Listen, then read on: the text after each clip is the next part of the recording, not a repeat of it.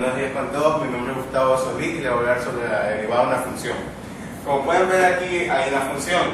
Derivada de una función que nos explica que determina la inclinación de la recta en un punto. ¿Qué quiero decir con esto? Que esta es la recta tangente, la cual corta la función en un solo punto.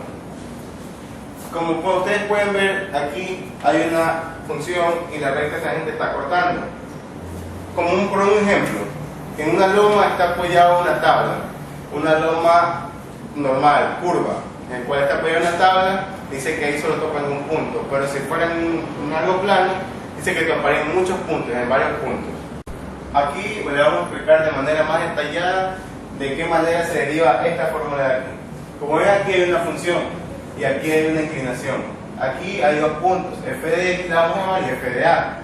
Acá en el plano de x hay un intervalo de a a x, la cual está en la distancia hasta x, la cual es delta x.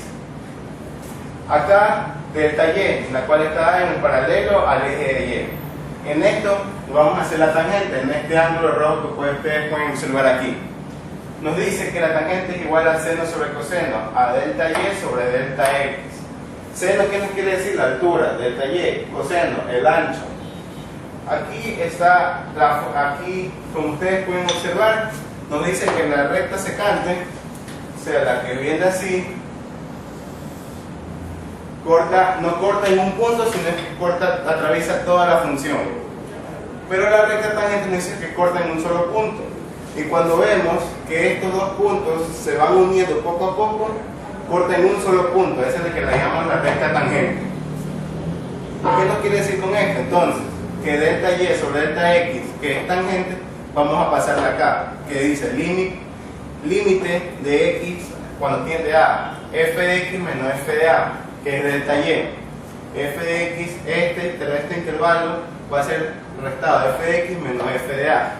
Y en la parte de abajo, x menos a. X menos a, en este intervalo esta distancia de delta x. Pongamos un ejemplo, que x valga 5 y a valga 2. 5 menos 2 igual a 3. Ese va a ser el valor de delta x, como ustedes pueden observar aquí. Y nos dice que siempre delta x, o en la mayoría de los casos, delta x tiende a 0. Y así es como tenemos la fórmula de la derivada.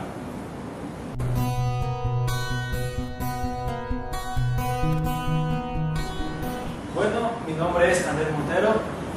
A continuación vamos a ver las reglas de derivación. ¿Ok? Listo. ¿Para qué nos sirven estas reglas de derivación? Simple y sencillamente, este tipo de reglas nos ayudan a, según el tipo de función que tengamos, cómo lo vamos a resolver, ya de una forma u otra. Las reglas de derivación. Como primera regla, tenemos que si nosotros tenemos dos funciones, ya sea función de f y función de g, ¿no?, se sumen o se esté restando, ¿cómo derivamos esto? Pues esto se resuelve derivando la primera función más o menos derivando la segunda función. Este más o menos depende del signo del que tengamos aquí. Como segunda regla tenemos que si tenemos una constante k multiplicada por una función, esto lo vamos a derivar de la siguiente manera. La constante la ubicamos nomás y proseguimos a derivar la función. Como tercera regla tenemos que si tenemos dos funciones que se multiplican, ya sea función de f por función de g, esto es igual a la derivación de la primera, o sea, función de f1 por la segunda función, más la función de f por la derivación de la segunda función. Y por última regla tenemos que si tenemos dos funciones que se están dividiendo, procedemos a derivarlo de la siguiente forma. La derivación de la primera por la función de la segunda, menos la función de la primera por la derivación de la segunda. Todo esto dividido para la función de la segunda al cuadrado. A continuación vamos a ver ejemplos de cómo podemos derivar las funciones que nos pongan. Como primer ejemplo tenemos que cuando tenemos una constante, cuando nuestra función es una sola constante, esto siempre va a ser igual a 0. La derivación de esa función siempre va a ser igual a 0. Nuestra constante puede ser cualquier número real. Como tenemos en el ejemplo, y igual 91. nuestra función es 91, entonces al derivar nosotros tenemos que la derivación de nuestra función va a ser igual a 0. Como segundo ejemplo tenemos que y es igual a 24. La derivación de esa función nos va a quedar como resultado que y a' es igual a 0. Como segundo ejemplo tenemos que y igual a x. La derivación de esta función, o sea la y' de esta función, nos va a dar igual a 1. Para realizar este ejemplo, hagamos un pequeño recordatorio de nuestra regla número 3. Nos dice que, en el ejemplo, nos dice que y es igual a 7x. ¿Qué pasaba cuando nosotros teníamos la función primero una constante y luego una variable? Pues recordemos que la constante se ubica, no se deriva. Y lo que conseguimos hacer siguiente es a derivar nuestra variable. Aquí tenemos que y' de 7x nos va a dar igual que 7, buscamos el 7, por la derivada de nuestra variable, que en este caso viene a ser x.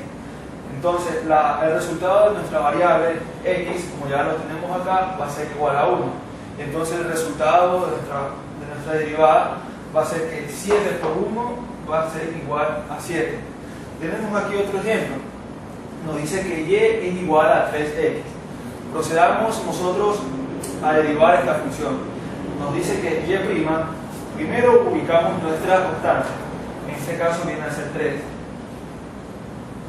por la derivada de nuestra variable. En este caso vamos a derivar x y tenemos que esto va a ser igual. Seguimos ubicando nuestra constante, no pasa nada con la constante y el resultado de la derivada de nuestra variable va a ser 1. Entonces el resultado de la derivada de nuestra función 3x va a ser igual a 3. Una vez que nosotros ya sabemos cómo derivar este tipo de funciones, lo podemos hacer de una forma más directa sin tener que pasar por todo ese tipo de proceso. Como tenemos en el último ejemplo que y es igual a 71x, entonces para derivarlo de una forma más directa, nosotros, basándonos en los ejemplos anteriores, tenemos que la derivada de nuestra función y igual a 71x va a ser igual a 71.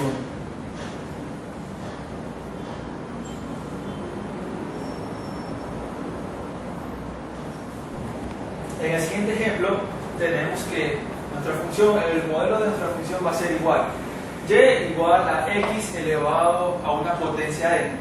¿Cómo se deriva este tipo de función? Pues la y' va a ser igual a nuestro exponente que tenemos aquí, nosotros lo bajamos y derivamos nuestra función x restándole a nuestro exponente el número 1. Veamos el ejemplo. Tenemos que nuestra función y es igual a x cuadrado. ¿Cómo se deriva este tipo de función? Pues veamos que el cuadrado, o sea el número 2, baja y se pone delante de nuestra variable x. A nuestro exponente 2 le restamos 1. El resultado de esta derivación va a ser igual a 2x. En esta función, en nuestro siguiente ejemplo, tenemos que nuestra función va a ser igual a x elevado a la séptima. ¿Cómo derivamos nosotros este tipo de función? Pues a nuestra potencia, en este caso que viene a ser el número 7, lo ponemos delante de nuestra variable x. A la potencia le restamos un número. El resultado de esta derivación va a ser igual a 7x a la sexta. Y por último tenemos nuestro ejemplo que y es igual a 8x al cuadrado. ¿Cómo derivamos este tipo de función? Ojo, aquí recordemos que tenemos una constante, en este caso nuestro número 8. Entonces, para nosotros derivar este tipo de función, primero ubicamos el número 8. Recordemos que el número 8 no le pasa nada, no lo vamos a derivar. Lo que procedemos nosotros es a derivar nuestra variable x elevada al cuadrado. ¿Cómo lo hacemos?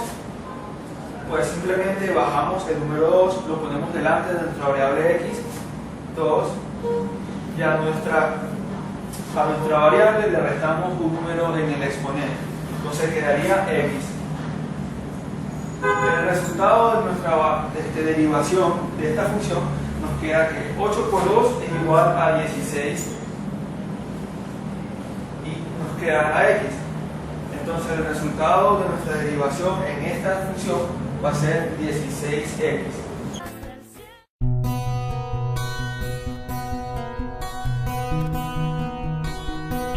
Bueno, mi nombre es Stalin Naranjo y les voy a explicar sobre la aplicación de la derivada de una función. Este tema comprende los siguientes subtemas: valores máximos y mínimos de una función, extremos relativos y punto crítico. Para entender estos subtemas, vamos a realizar el siguiente ejercicio, que nos dice: hallar los extremos locales o relativos de la función f de x es igual a x cubo más 2x cuadrado menos 4x más 2. ¿Qué procedemos a hacer? Derivamos la función original. Ya como en el video anterior, mi compañero ya explicó cómo se debe derivar una función, yo solo aquí les voy a dar el resultado. F de x es igual, la derivada de f de x es igual a 3x cuadrado más 4x menos 4. Luego, ¿qué hacemos? Igualamos la derivada de la función a 0. Bueno, aquí hicimos un caso de factorización, el caso ax cuadrado más bx más c, que ustedes ya lo deben de saber. Luego sacamos los puntos críticos. Luego de haber igualado a 0, procedemos a reemplazar los puntos críticos en la función original.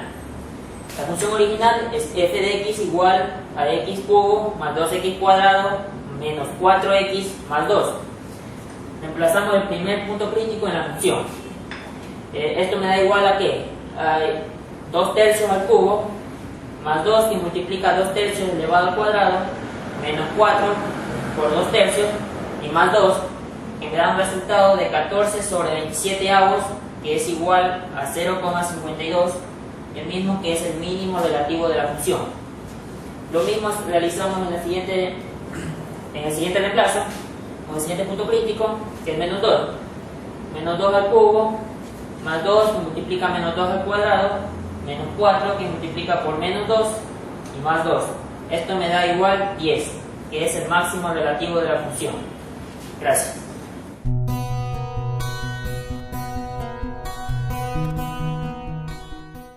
Se desea construir un tanque con la forma de un cilindro circular recto y semiesferas en los extremos para almacenar un gas. El costo por pulgada cuadrada de los extremos es el doble de la parte cilíndrica. ¿Qué dimensiones minimizan el costo si la capacidad deseada es de 10 pi pulgadas cúbicas? Comenzaremos el trabajo con los datos conocidos. El volumen total fijo será igual al volumen del cilindro y las 2 semiesferas. Con estos datos se despejará la altura en términos del radio. Al mismo tiempo asignamos la ecuación que determina el área superficial partiendo de las dos áreas menores. Si se tiene en cuenta que el costo por pulgada cuadrada de las semiesferas es el doble de una del cilindro, el área se expresa como si se fabricara el doble de semiesferas para la optimización del costo de la producción. La altura despejada en la ecuación del volumen se reemplaza en la ecuación del área, con el fin de que ésta quede en términos de una sola variable. Simplificando la función, tenemos que el área es igual a 16 tercios de pi por el radio al cuadrado más 20 pi sobre el radio. Se deriva la función con el fin de obtener los puntos de quiebre. Esto se logra igualando a 0 la primera derivada y hallando los posibles radios. En este caso, el radio únicamente tiene una posible solución. Esta se asumirá como el mínimo radio posible para que las condiciones del problema se cumplan. Finalmente se sustituye el valor del radio en la ecuación de la altura en términos de radio y se determinan las dimensiones mínimas del cuerpo. El radio es aproximadamente igual a 1,2331 pulgadas y la altura es aproximadamente igual a 4,9324 pulgadas. Su simulación está aquí.